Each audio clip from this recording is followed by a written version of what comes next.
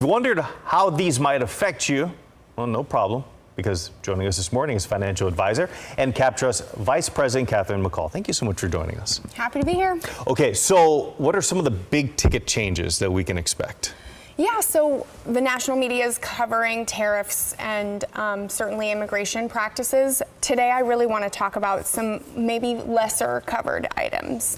Things like taxes are certainly on the horizon. We've got major changes to cryptocurrency, major changes to student loan repayment programs, and certainly mortgages. All right, so let's start with taxes then. Yep, so the 2017 tax law change is set to expire at the end of this year, absent any legislation. So that would sunset back to 2017 tax law rates.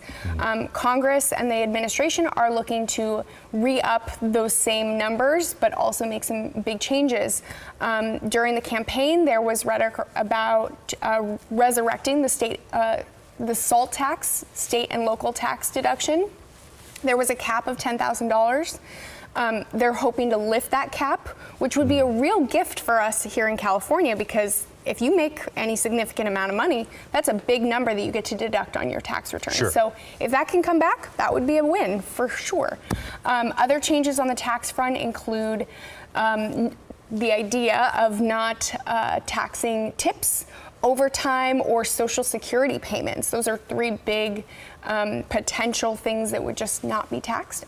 I'm unclear as to how we're going to pay for that. So one of the proposed ideas to pay for that would be to get rid of a lot of the energy tax credits that we've seen over the last couple of years. That I think we've talked about included the tax credit for getting solar on your home, Sure. An electric vehicle, or energy upgrades.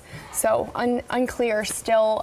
The negotiations, it sounds like, are set to begin in the spring through the summertime. Okay, and as far as cryptocurrency, we feel like it's been around for a while, but as far as Yes. regulation and just really deciding on how that can really factor into things, there's changes there as well. Yep, so it's no secret that the administration is much more friendly about cryptocurrency. The big debate through that friendliness will be how it ends up becoming regulated. So we've seen, companies like iShares, BlackRock opening up Fidelity, their ETF funds in the cryptocurrency world.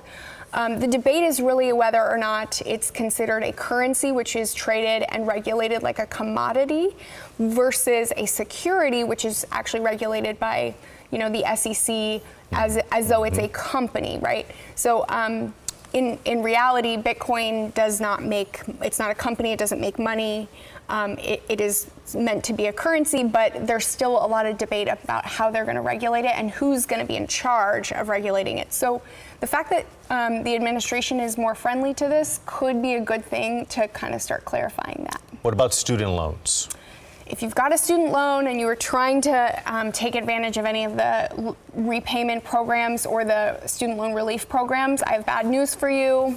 You're going to be disappointed. It's probably time to reach out to the vendors or the lender that you may have, or the government loans, because those forgiveness programs are not popular with the current administration. Sure. Okay, let's finish up with mortgage rates.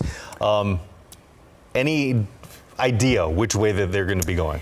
If you could tell me, I would love to know. Unfortunately, the aspect of this that's very interesting, the new incoming head of this program is going to end up, he wants to privatize Fannie Mae and Freddie Mac. Remember Fannie Mae and Freddie Mac, if you remember 2008, they were part of the federally backed agency that buys, and they don't originate mortgages, they just buy existing mortgages, they package those up into what you call a collateralized loan, and then they sell that on the open market as a bond, which is government backed to investors.